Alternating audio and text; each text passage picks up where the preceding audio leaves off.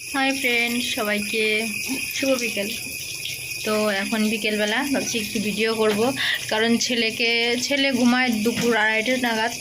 তো ও আজকে ঘুমায়নি, কালকেও এরকম নকশা লাগিয়েছিল, কিন্তু ঘুমাতে ঘুমাতে 4টে বাজে দিয়েছিল।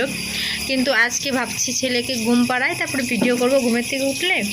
তো এই যে আমার বাবু, ও আজকে সকাল থেকে ঘুমায়নি। সকাল থেকে মানে দুপুরে ঘুমিয়েছিল, ভাবলাম বিকালে ঘুমাবে, ঘুমের থেকে উঠে ভিডিও করব।